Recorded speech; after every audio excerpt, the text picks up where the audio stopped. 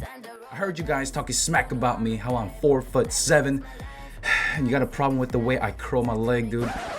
Hey, okay, time to throw a random fact. Did you guys know that this is Diona's father? Okay, anyways, today we're gonna talk about Diona, and we're gonna do like kind of a review, a guide, all that shit. Before we talk about gear and all that stuff, artifacts, I just want to talk about the backstory. I got her first day, built her up on the spot, got her to level 70. I didn't want to max her out to 80. None of my support is at 80, but I did ascend her so that she can get up there. So yeah, she's at 70, but she is ascended so that she can go to 80 to unlock more passive stats. First day I was like, but now the more that I'm using her, the more she has grown on me.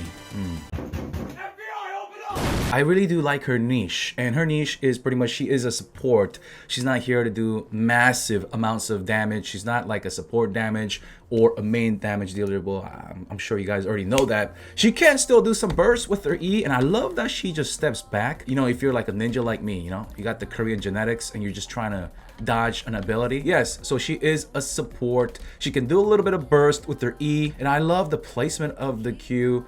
It's pretty smart. It's not perfect, but it's been working for me. The heal does tick every 2 seconds. The damage ticks about, what, every 3 to 4 seconds. It lasts for 12 seconds, cooldown 20 seconds, and energy cost is 80. I know the 80 sounds big, but it is pretty frequently up because the way I have set my gear up for energy recharge. For the team composition, is she like the perfect fit for Klee like I imagined? While her E does apply the cryo effect as well as her ult, it doesn't tick that often. I'm not saying it's bad when Diona's ult is up. I can still see like fireworks with Klee or D-Luke or any pyro users like Xiangling.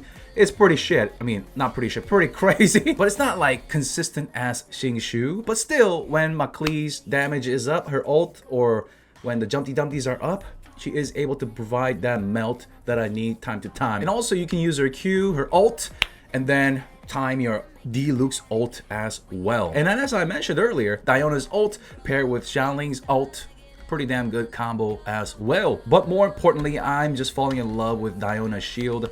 I know sometimes it gets in the way of seeing things, but like I just hate being knocked back when I'm trying to like get into the action, when I'm trying to get balls deep into the action with Klee. And holy shit. Okay, anyways, but yeah, you get my point, right? So when I'm trying to get really in there to do her charged attack, she gets punted around like a football. So having Diona's shield really helps me get in there and just pump some damage, or just to not be knocked around or interrupted all the damn time. And some of the feedbacks from my viewers, they have really enjoyed her in the Spiral Abyss. They have cleared what, floor 10 to entering 12 because of just a switch to Diona. So making that small switch made a drastic change for them. And it's not like they did hundreds of attempts with Diona and got lucky. It's pretty noticeable from the first to within the 5 attempts. The thing about Qiqi and Barbara, through their E, they're able to passively heal and also actively heal. Especially when my Klee is getting punted around, I'm taking a lot of damage. I need to swap out and just heal because I'm just cheap with my food. And in co-op as well, not able to shield your teammates, and unless you're using like voice chat, you gotta, to tell them to get into the healing circle, the cryo field. Yeah, they're most likely not gonna be standing in it to get the healing out of it. I don't know why I leveled up just once.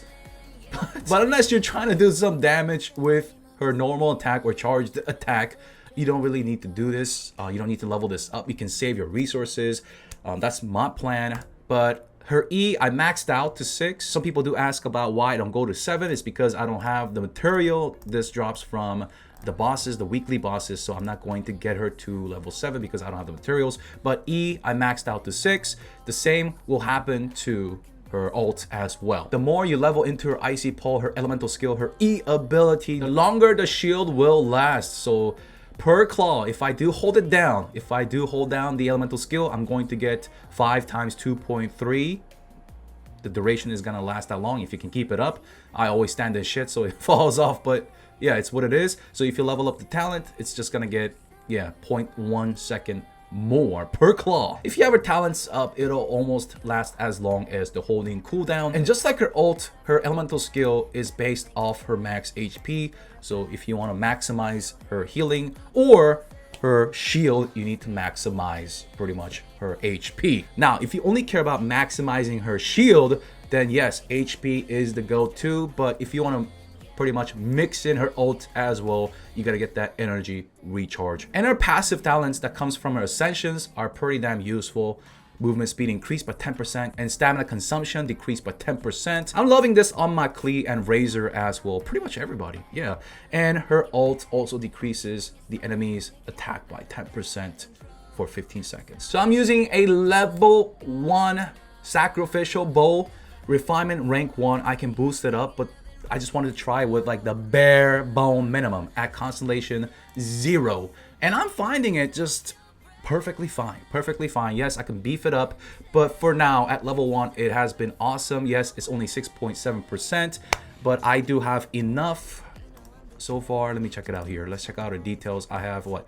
137%. I had about what, 150, but I cut it down and it's still fine. Base attack 44. Sure, I'm not trying to do damage or even burst with her. And the reason why I'm doing that is because I'm broke when it comes to resources. Leveling all these characters up to review them is killing me. And when I get to adventure rank 50, I know I'll pay the price. But hey, it's what it is, the content creator life, I suppose. You can also use the Favonius Warbow. You can go with the 3-star weapon with HP on it, or you can go with stringless. But I believe the best one is the sacrificial bow to pump out more E to get more shields out. As for her artifact, I'm using the maiden set. Oh, what the heck? That roll is crazy. It's not really well rolled for her. It's well rolled for Chi-Chi. I'm missing a lot of HP. I'm still getting fine without having a lot of HP on my artifacts, but yeah, I'm using this for now, but I'm trying to transition into the Noblesse set. I want to use it for the 4th piece for that 20% attack support. If you don't have access to these, you can go with the instructors, or you can go with the Exile 4th piece. Like I said, there are many combinations that works for her. The retracing. Speaking of this set, as I mentioned in the thumbnail or title, this 2-piece, a lot of people are rocking this. I see a lot of guides talking about it, but after testing, the 2-piece and the 4-piece only works on the character that is equipping the set. So if you have Diona equipped with this 2-piece and you swap out after using her elemental skill, that shield is not gonna get that 2-piece bonus. It's gonna shrink down. So you can go with the full maiden set, you can go with the 2-piece with a 2-piece exile, or you can go with the other sets that I previously mentioned like Noblesse. So as you guys can see, a lot of energy recharge on my maiden set. The way I'm playing with my team, I don't really need the exile set, but if you need more energy recharge, this is your go-to as well. But for me, yeah, I'm fine with the current energy recharge that I have on my Diona. As for Constellation, Constellation 1 is very, very nice. More energy. 2 also increases her damage of Icy Paws, but more importantly, absorption by 15%. And at C2, she has some co-op usage as well. At C5, she gains 3 extra talent levels for her Icy Paws. That means her shield is gonna be even stronger and last even longer. And if you get to Constellation 6, kind of like Bennett, then she's going to provide a buff, a lot of elemental mastery. Now, I don't want to compare her with Bennett. Bennett is just downright fucking broken amazing. Bennett is pyro, and maybe you just need cryo in your team, right? Kea, and you want to incorporate Diona as well. Or maybe you don't have Bennett, then Diona will be fine for you. Now, as I mentioned earlier about teams, if you want to have more super conduct in an AoE setting, then Diona paired with Kea may be very good for you. For your Razor, for example, and the same applies for Melt Team if you're using Diona with Kea, a very good combo because you don't have Chi-Chi. Yeah, for now, that is pretty good. Unless, of course, you have insane support like Bennett, as I mentioned earlier, and Sucrose for the crazy big, huge meme combo burst damage. Anyways, guys, I think that's gonna wrap it up. If you guys have Diona, let me know down below in the comment section. Let others know how you feel about her. Do you like her? Do you find her annoying? I mean, she's not talking too much, not as much as Klee, but I think she's growing on me, guys. I do appreciate her. I do like her a lot. Diona is going to be in my teams and in my streams, so make sure you guys follow me on Twitch, on Discord, as well as on Twitter. Subscribe to the channel if you haven't already done so for future news, giveaways, and guides like this. I'll see you guys. Wait, smack this video a like, and I'll see you guys in the next video. Your boy Zeal's out. Peace.